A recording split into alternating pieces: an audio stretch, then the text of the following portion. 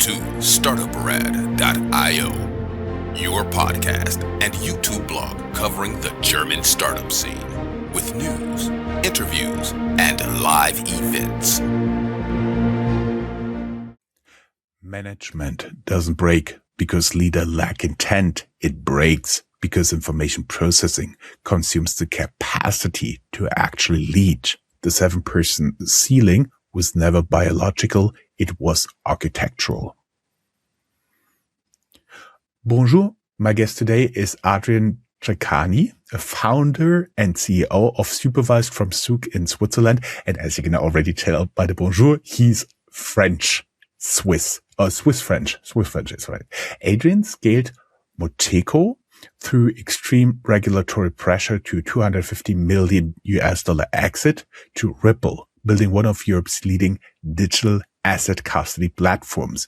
But somewhere in that journey, he discovered that management itself was the bottleneck, not because people couldn't lead, but because information processing left no room to lead. Supervised is the answer. A virtual chief of staff for every manager, enabling flat organizations that move like startups. This conversation is about what really breaks at scale, why voice reveals what dashboards hide, and how AI finally makes the super manager organization possible. Bonjour, Adrien. Pleasure to be here, Joe. Totally my pleasure. We can say bonjour, we can say grüezi, it's all fine. Let us dive right in. At Metaco, you scaled through banks, regulators, multiple jurisdictions. What was the first moment you realized the organization itself had become the constraint? Was it like when you had to open 50 Excel sheets to find one information? I mean, look, the truth is I started Metaco as a solo founder. So it was my first entrepreneurial journey. So I had no perspective over what it could become and what it was going to become. In fact, quoting a good friend of mine who is a very successful entrepreneur, he told me one day that he said, Adrien, had I known how painful and complicated that entrepreneurial journey would be, I would have never started. You kind of need to be a bit ignorant to even start. And that was very true for me. And I started ignorantly, but passionate about blockchain technology, having been trading cryptos for many years, already since 2013. And realized that it was very hard, actually, to get into a large enterprise, a large bank, subject to regulations, with high quality requirements. And so very early on, I had to start scaling the team with limited financial means. But I had this ambition as an entrepreneur to remain extremely flat and agile.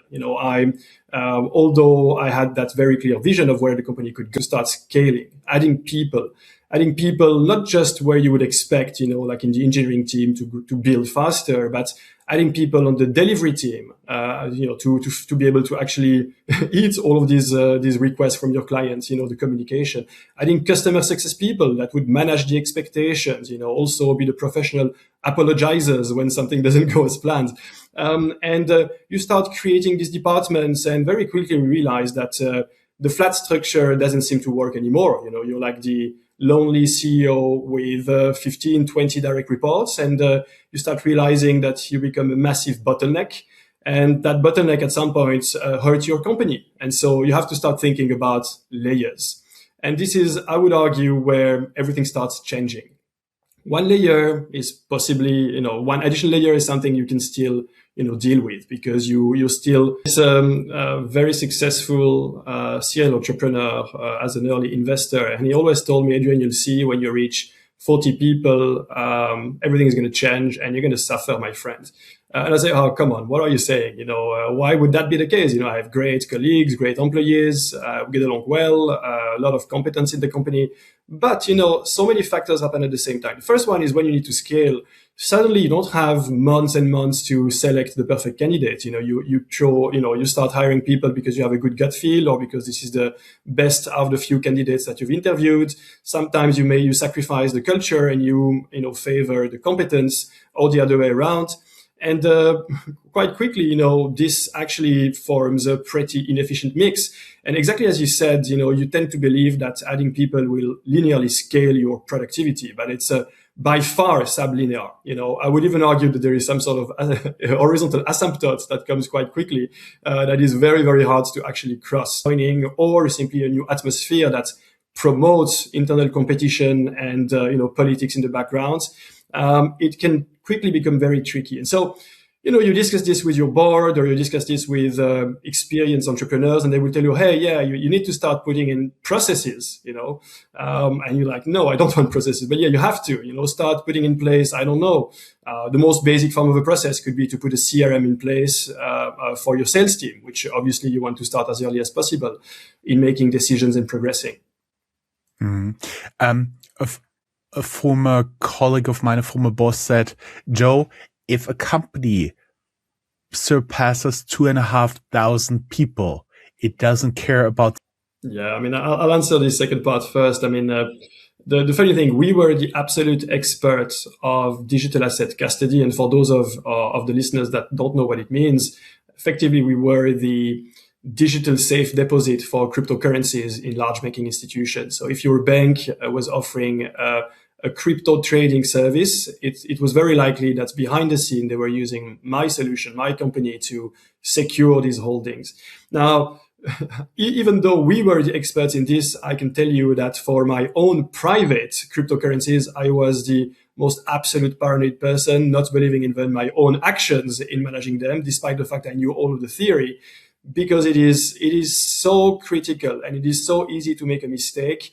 And it also emphasizes how humans are imperfect. You might know the theory, but knowing the theory and having practiced it for many years does not immunize you against making a mistake by yourself.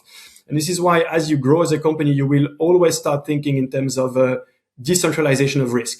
Even the CEO himself actually generally cannot do everything just by signing a document. It needs to be approved by a second party, perhaps by the board of directors.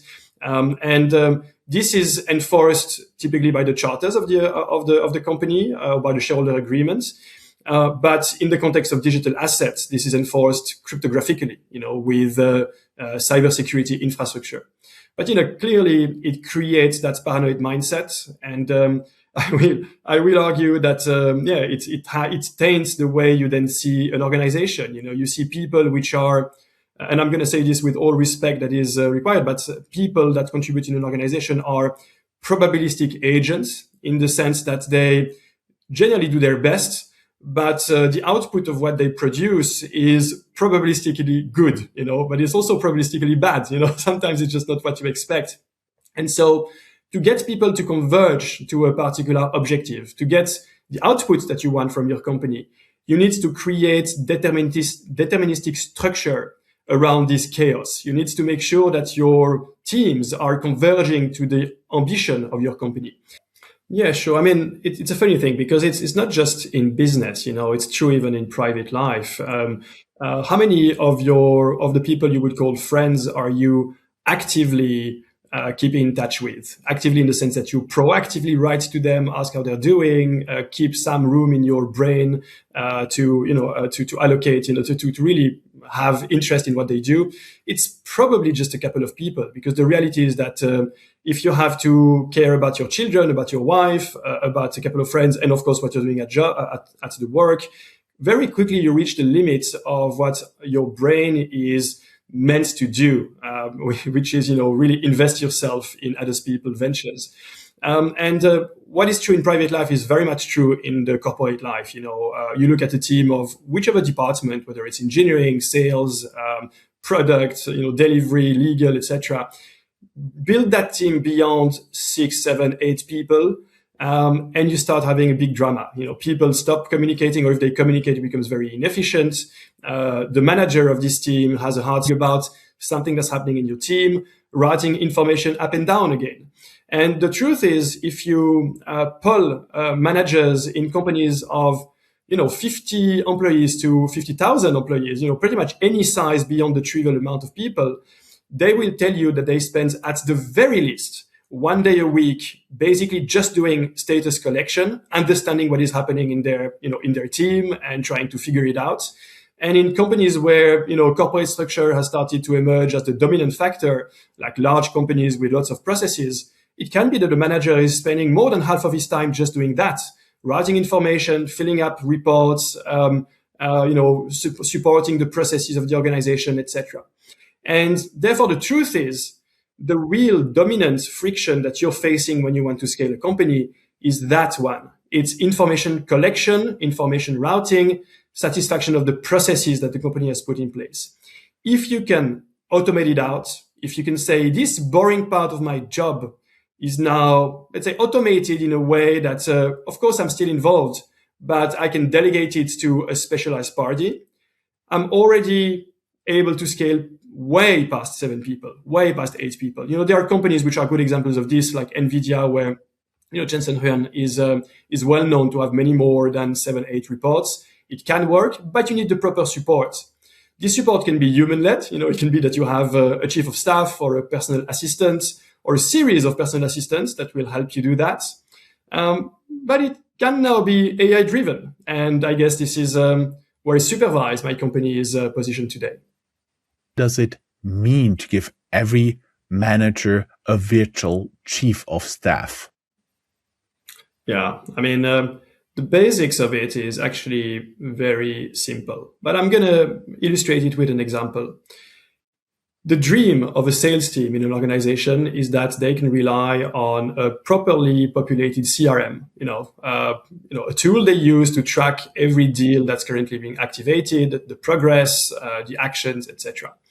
And in a perfect world, that CRM would have incredibly high quality information. And as a manager, you would just extract a report out of it every week and then make your decisions. In practice, the CRM, you can ask any company, always has garbage data. It's always outdated, sometimes by weeks or months. You can have deals that you were supposed to close, like a few months ago, which are still in the CRM and actually not closed at all, anything.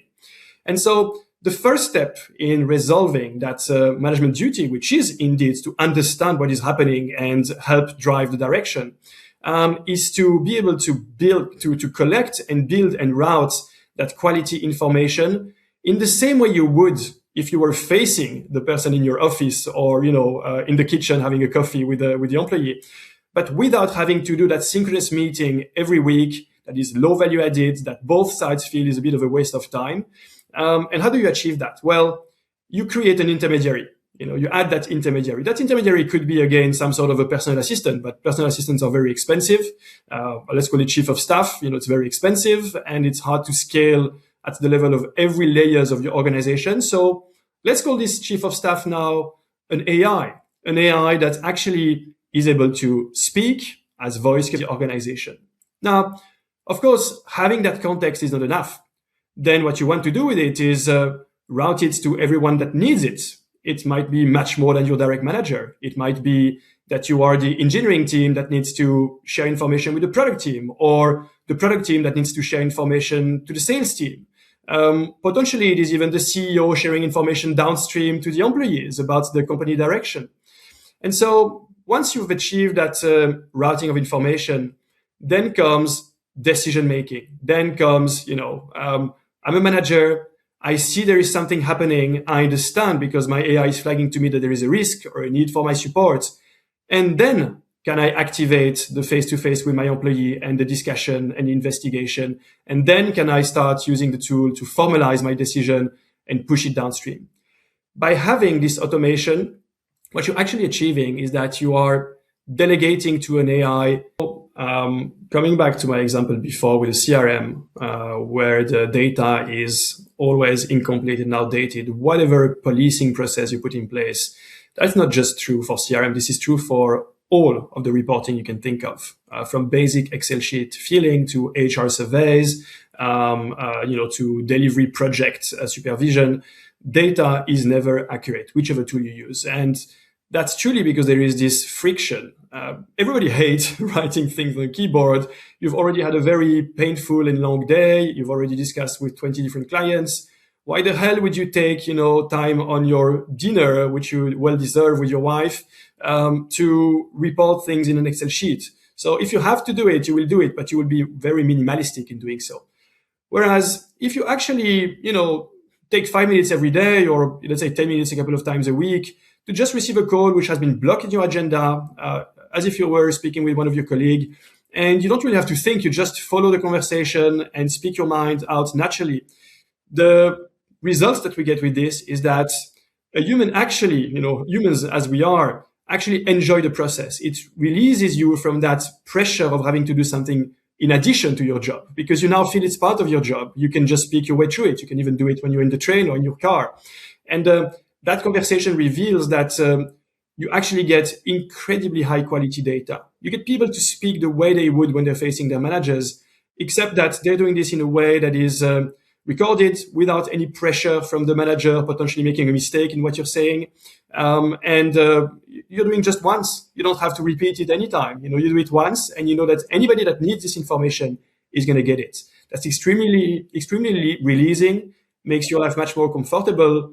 And as soon as you start playing the game, and it goes pretty quickly, and you can start forgetting about the rest of your reporting, well, then you see it as a way to, I think any organization should be looking to flatten its organization. I mean, since the Industrial Revolution, the scaling of a company has been always the same way. You need more scale, you grow vertically, you add layers of mid-management. And this is, as we discussed, what creates that inefficiency. You grow the distance between the people on the ground that produce content, that face clients, and the people making decisions, and that distance creates chaos. And so you want a company that remains agile, you need to flatten it. You need to grow horizontally, not vertically. But as we discussed, this is actually pretty hard to achieve, because the more you grow your team horizontally, the more it's hard for managers, because they become overflowed. They don't know what to do to keep this in sync, to understand what their team is doing, where to be involved, how to satisfy all of the processes, etc. And so our view at Supervised is that the company of the future, now that AI is a thing, is a company where you actually don't need as much what the team is doing for you to best react to it in terms of identifying risks, making quick decisions, quickly reverting to the people that need your attention. And this is only achieved if you intermediate this with a systematic process of context analysis. This virtual chief of staff that will go through your org, and for every single of the hundreds of thousands of employees, will capture this information, write it where it needs to go, and flag the actions that are needed. You just talked about an org chart here. If managers can lead something like 30 people because AI handles the operational overhead, what happens to those organizational structures? And just a side question, are you afraid there will be more operational? I think it is important to realize what are the limits of AI. If you follow the marketing posture of the largest AI companies on the market today, you might be tempted to believe that we are about to get into an post-AGI world where AI is superior to humans in pretty much every intellectual matter. And for certain things like summarizing texts and extracting certain kinds of outputs out of a text, AI is pretty damn good. For producing things like pictures, videos, etc., also pretty damn good. However, for reasoning with a little bit of common sense, AI is still an incredible disaster. And I have to say it because you don't realize how big of a disaster it is unless you've truly played with it professionally and tried to build something. AI is not mature yet. It is extremely unstable in the way it makes decisions. And if you truly delegate the most human parts of your job, of your work, you can be facing disaster. And I'm not surprised actually that we start seeing statistics about the success rate of pilots in large enterprise, and they are actually not so good. Most pilots fail to deliver the value that they hope to deliver. The reason for this is that you have to make sure that the friction to use this tool is very low, because we as humans don't like to change our habits.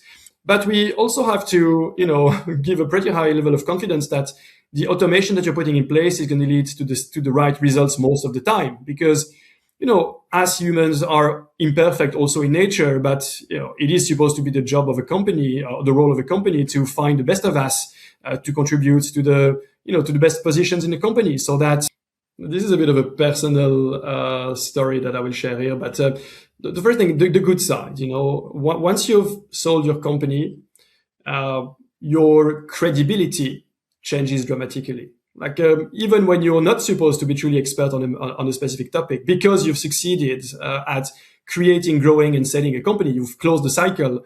People start giving you credit for pretty much anything you say. It doesn't mean that everybody will believe you. You always face critics, but it's to a certain degree, you have even more credibility than if you had just grown substantially a company and you were just remaining as the CEO. It's almost like you've closed the full cycle. And so it means that many of the fights that you were going through before to just meet a client, meet a senior person of a prospect at a prospect company, or to meet an investor, to seduce an investor into investing in your business. This is such a hard thing for first-time entrepreneurs. It doesn't mean it's impossible. If I'm still here today, is that it is possible, but it's very hard, very time-consuming. There is massive rejection. So you have to be extremely resilient, because, 9% out of 10 are going to reject you, say no to the meeting. Or like a business, you have to start optimizing. You have to potentially start hiring people to help you manage what you have. You have to be thinking about taxes, about lawyers, about where you potentially multiple residences. Are you going to maintain them and optimize all of this life? And, I'm not going to complain. This is generally coupled with a lot of comfort that you never thought you might have. But this is, it means you now have a company as a private life. You have to start thinking about your decisions much more seriously, not just on the business side, but also on the private side. And initially, it's a bit of a shock. And it also comes with changes in the way people interact with you. You still feel like you're this genuine and, humble entrepreneur that, has suffered for many years in bringing what he achieved. You still feel like you have everything. I understand. And also you may have to decide what's important in your life, where you put your time, developing a personal strategy. I think that there's a lot of questions we now leave aside, but I was wondering, when this goes out, the press release goes out, a few days, and people are coming, calling, emailing, there is a lot of noise. How do you filter that for the few important signals? Do you also use your AI? No, I will. At some point, you have to take your duty seriously, and you have to be doing that effort. I mean, for the exit of Metaco, I'll be honest with you. This is something that I believe a lot of entrepreneurs go through. But when you have faced so many years of successes and failures, very big successes and very big failures, your brain starts to filter this out and makes you a little bit of a sociopath, if I can say. Like you're less excited by success and you're less, depressed by failure.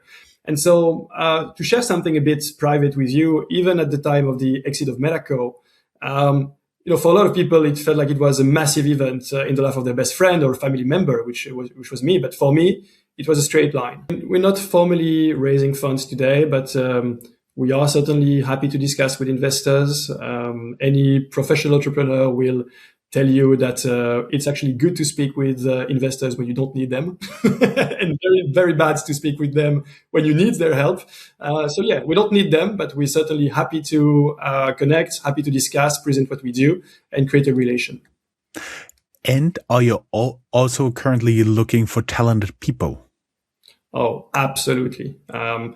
This is actually something that I believe AI has a hard time resolving. It's still the hardest thing to do, finding the best people, convincing them to leave their incredible career to join you.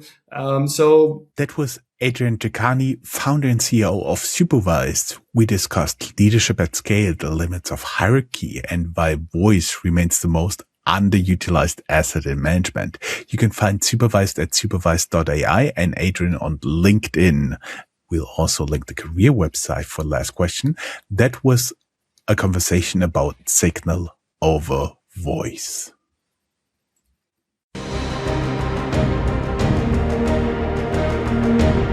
That's all, folks. Find more news, streams, events, and interviews at www.startuprad.io. Remember, sharing is caring.